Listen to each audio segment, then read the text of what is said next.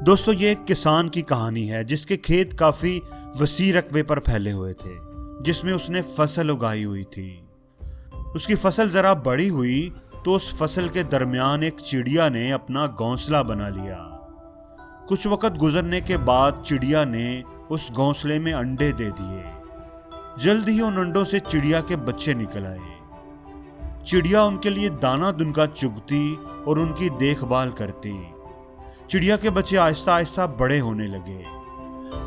चिड़िया हर रोज सुबह सवेरे अपना पेट भरने और बच्चों के लिए दाना दुनका चुगने के लिए गांव की तरफ चली जाती। एक दिन वो बच्चों के लिए दाना लेकर वापस आई तो उसे अपने बच्चे थोड़े डरे और सहमे से लगे। उसने पूछा कि क्या बात है, इतने डरे हुए और परेशान क्यों हो? बच्चों ने कहा कि माँ, आज किसान आया था और वो फसल काटने की बात कर रहा था। वो कह रहा था कि वो सुबह अपने बेटों को फसल काटने के लिए भेजेगा।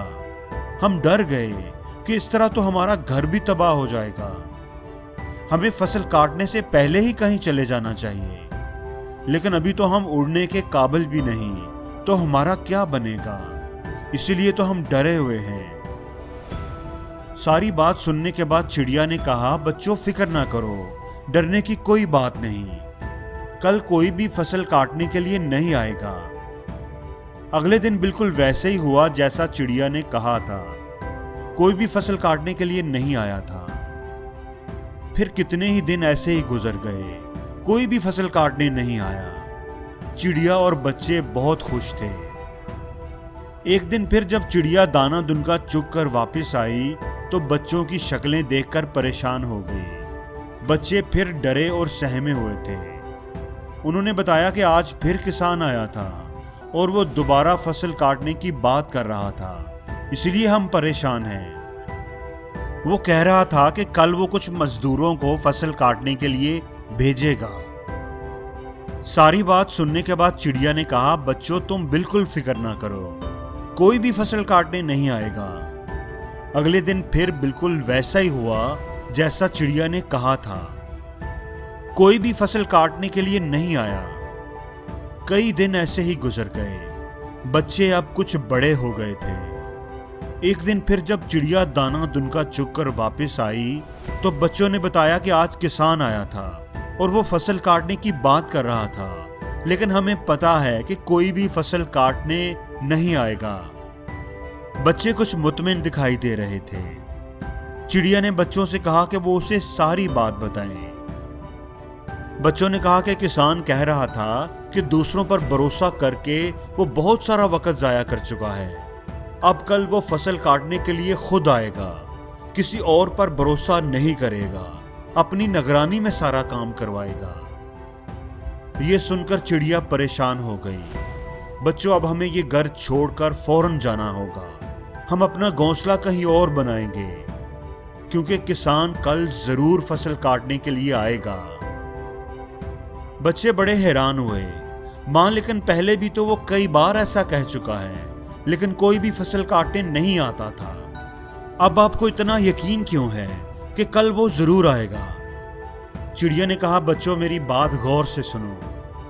पहली दफा उसने फसल काटने के लिए अपने बच्चों पर भरोसा किया। दूसरी बार फसल काटने की जिम्मेदारी उसने मजदूरों की लगाई।